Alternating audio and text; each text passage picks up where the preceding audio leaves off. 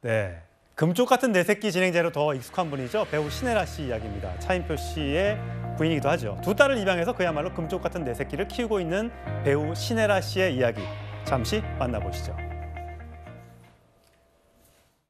마음 같아서는 사실 5명을 키우고 싶었거든요. 5명을? 저는 어릴 때부터 얘기해줬어요. 아이가 내가 키울 수 없는 상황이면 세상의 빛을 볼 수 없게 만드는 경우도 있다. 그렇죠. 엄마는 너희 친생모를 존경한다. 그리고 진짜 대단한 분이고, 우리나라는 이대로 가면은 인구가 없어서 나라가 소멸될 위기에 처해 있으니까 아주 심각한 거죠. 너무 많은 정성을 들여야 된다고 생각하시는 것 같아요. 아이 낳는 걸 두려워해서도 저는 결코 안 된다고 생각해요.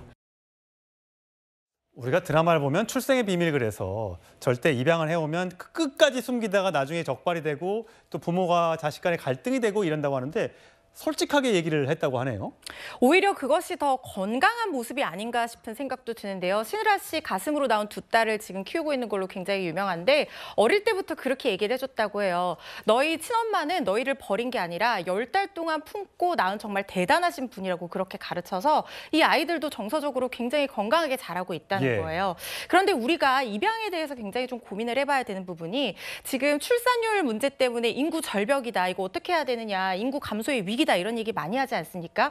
그런데 출산율 장려하는 것과 더불어서 기출생 생명에 대한 입양 가정에 대한 어떤 지원제도 확충도 필요합니다.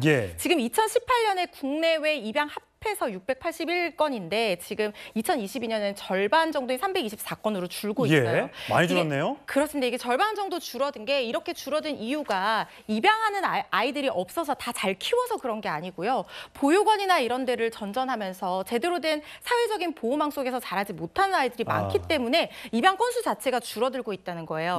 그런데 대부분의 입양 가정에 대한 지원 대책이 입양을 하려는 가정에 대한 지원 대책에 집중이 되어 있고 또 출산율을 장려하는 대책에 집중이 되어 있고 입양을 하고 난 이후의 지원이라든가 어떤 인식의 개선 이런 부분에 대해서는 관심이 좀 덜한 것이 사실입니다. 그래서 여러 가지 측면에서 태어날 아이들도 소중하지만 이미 태어난 아이들을 잘 키우고 사회적인 촘촘한 보호망 속에서 건강한 사회 구성원으로 키우는 것도 굉장히 중요하잖아요.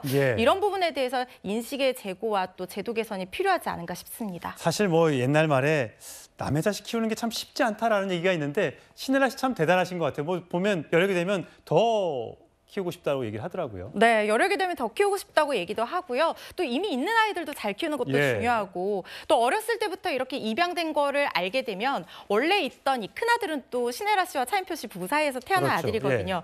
갈등이 생길 수도 있는데 얼마나 잘 육아를 하는지에 대해서 우리가 모범적인 사례로 볼 수 있는 가정이 아닌가 싶습니다. 금쪽 같은 내 새끼에서 여러 또 자식 키우는 법을 배우고 있으니까 더더욱 잘할 거라고 믿어 의심치 않습니다.